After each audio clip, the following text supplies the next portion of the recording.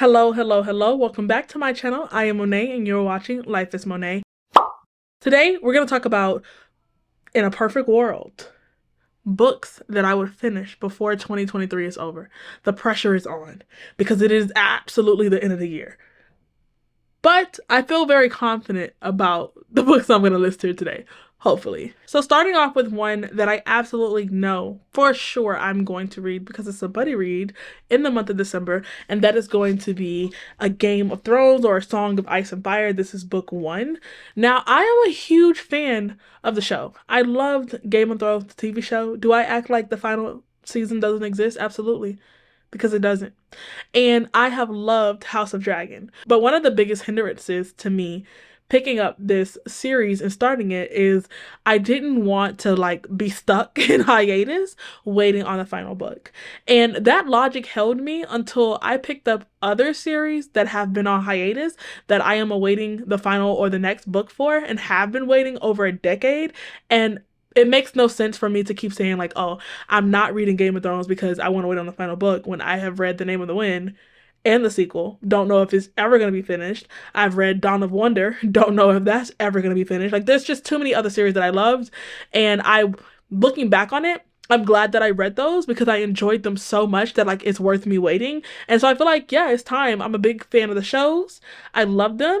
And so I'm going to pick it up and read it. Now, this is going to be a second or third reread for Robin because she's a big fan of them. She's already read them. So it's gonna be super cool for me to have the knowledge of the show, but to actually be reading the book for the first time with someone who is such a huge fan of the books. Now, George R.R. Martin, these are dense, okay?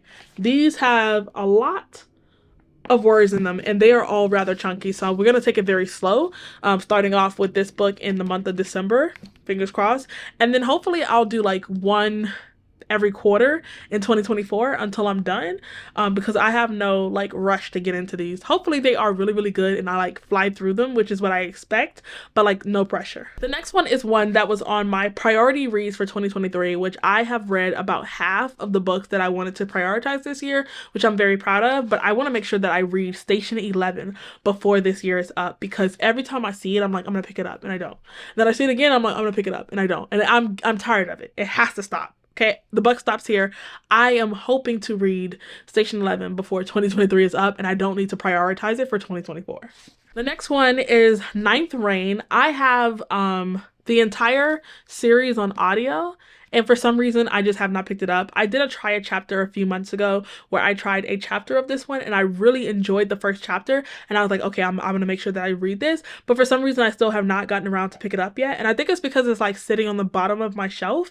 And so it's out of sight, out of mind. And it's not coming to mind when I'm looking to build my TBR or thinking about my mood reads. And I have the audiobooks of this on an app where I usually don't go to. It's not my go-to app for audiobooks. So I really am not seeing them or to think about them. And so I'm gonna put this on my nightstand so that it's whenever I'm looking for my next read, I'm gonna pick this up. And so I feel more enticed to actually get around to reading it. Will I read all 3 books before the year is out? Absolutely not. So my goal is to just read Ninth Reign before heading into 2024. The next one is one I'm fairly certain that I'm gonna be reading, and that is the sequel to The House Witch. This is book 1. I don't actually own book 2 yet, but I know that I'm gonna buy it sometime soon.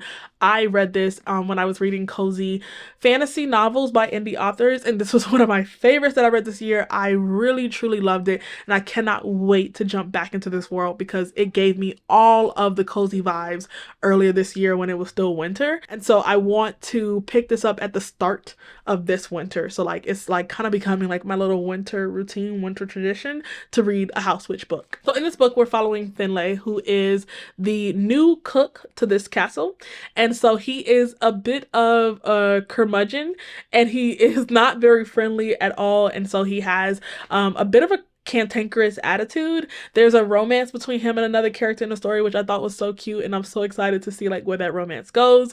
Finlay is related to someone that is of importance in this world, in this upcoming war that the king and queen of this castle is having to deal with. But all Finlay wants to do is get all of the people out of his kitchen so he can just focus on cooking for the castle, but it doesn't actually work like that. So it's really cool to see someone that is lower ranking within the castle in terms of hierarchy, and how they can still make a a difference within the kingdom and make a difference within the castle, the impact that they can still have on people's lives, and also to have a secondhand, like, tertiary view of political strife and warfare without having to like follow those central characters. Like, you can still see those things happening from afar, and so like it takes a lot of the pressure off, but it still has so many components of like a fantasy story that we know and love. And this one, like, the descriptions of food is like so top tier. The aromatics and like the way to describe like how it makes people feel and how they feel all warm and like whole and cozy on the inside, it just really contributes to the cozy feeling, and I cannot wait to pick up book 2. Next is going to be a reread. I got the special editions of Daughter of Smoke and Bone by LitJoy Crate,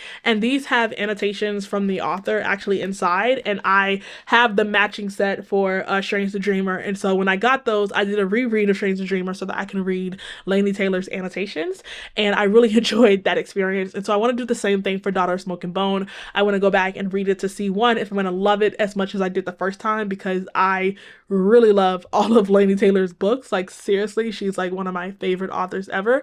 But like, also, I want to read her annotations for this one the way that I did Strange the Dreamer. So I am pretty certain that I am going to find the will to pick this up because of how excited I am about it. So the next two are priority reads for me to read before the year is up, and I'm fairly certain I'm going to be able to.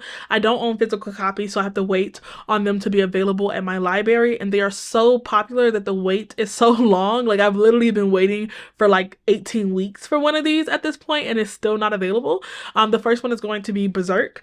I feel like I just would really love this manga, but it's also like a classic manga, so I want to go back and like read it. It has a lot of popularity.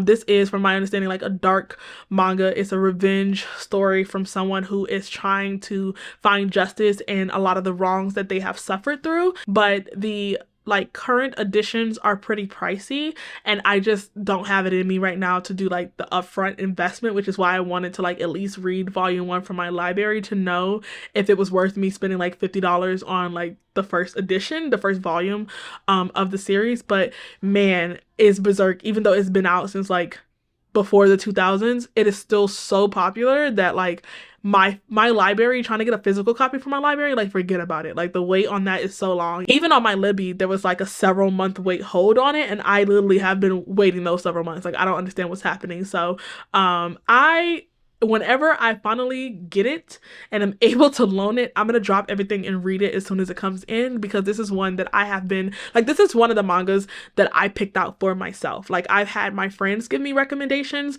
and I've read those and enjoyed quite a few of them, but there are very few mangas that I took that knowledge of like what I like and what I've enjoyed so far and hand selected other series for me to pick up and for me to try, and Berserk is one of them. So I have this like impatience around it, like anticipating me reading it, because it's like, this is one I chose for myself, and I'm so excited because I feel very confident that I know what I'm gonna like, and I think it's gonna be this one. The second one is literally the same thing, and also in my comment sections you guys have told me that I should absolutely read Full Metal Alchemist, and I am with you.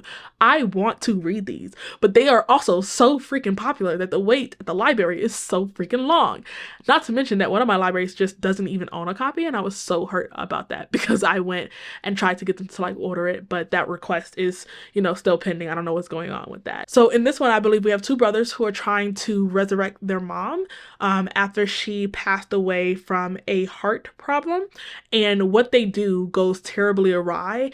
And I think one of them, they're like, is separated from their body, and the other one like loses his arm, and so they are like on this hunt after a sorcerer to help them return back to their real bodies. I feel like I just murdered that synopsis, but sorry about that, but that's what I know about Full Metal Alchemist so far. But I have just heard that like the character arcs and the character growth and like the themes in the book just sounds right up my alley, and like every time that I get a comment with you guys saying read Full Metal Alchemist, I'm like dying on the inside a little bit, because I'm like, I'm trying. I really, really, really want to read Berserk and Full Metal Alchemist, but it's just such a long hold at the library. So whenever they come in, they are priority reads. In the meantime, I am still currently reading Attack on Titans. I'm like halfway through, and I would say I'm like close to halfway through on Demon Slayer as well. So those two are like kind of holding me over until I can try these out. So those are all the books that I'm hoping to read in 2023, but no pressure if I have to push them off to 2024.